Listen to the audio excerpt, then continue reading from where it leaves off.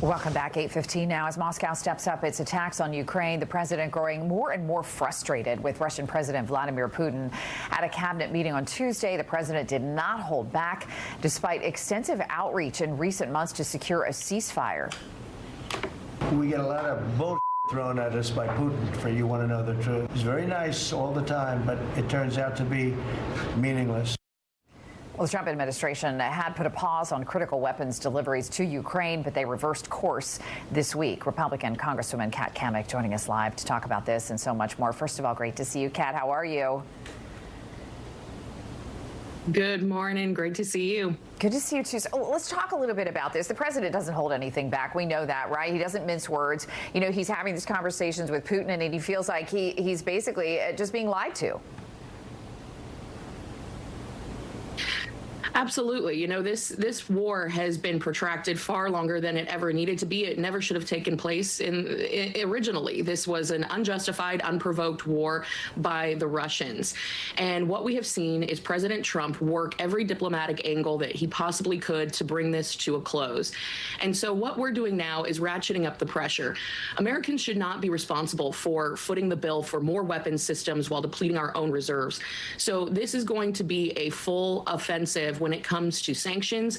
The bill that the president mentioned was proposing a 500% tariff on U.S. imports from countries that continue to purchase Russian oil, gas, and uranium.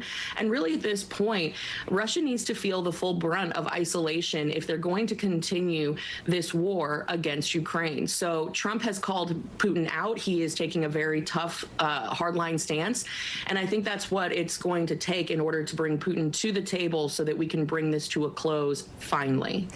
Kat, let's switch gears a little closer to home and talk about Alligator Alcatraz. I'm sure you're hearing from some of your constituents about this down in the Everglades. What are your thoughts on what's happening there? And do you have any desire to go see it, to tour it?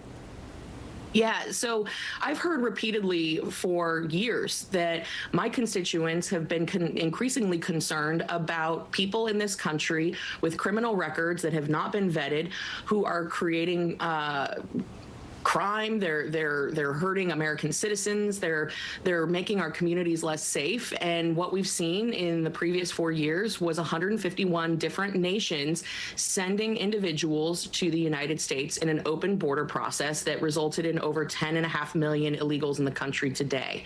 Now, this is a similar setup to what I have toured personally along the Texas and Arizona and New Mexico borders, their processing facilities. I would say that in many ways, the individuals that are being processed out of the country, they're actually in a better setup than some of the Florida prisons that they would have been held in otherwise. Many people don't realize that 75% of Florida prisons do not have air conditioning. And if there's one thing that we as Floridians really value, it's AC, especially in these hot summers. So this is not supposed to be a facility where people are held long term. It is a processing facility that will end the catch and release and put a stop to the taxpayer-funded gotaways. This is all about keeping Americans safe. We know that there are people who are affiliated with drug cartels and traffickers. They have criminal records, very serious criminal records. And Governor DeSantis and President Trump are doing what it takes in order to keep Americans safe.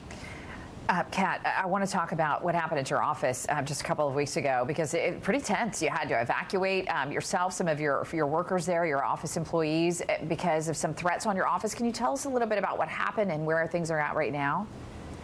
Absolutely. You know, it's really a shame that this is the state of affairs in American politics today. The rhetoric has gotten so out of control.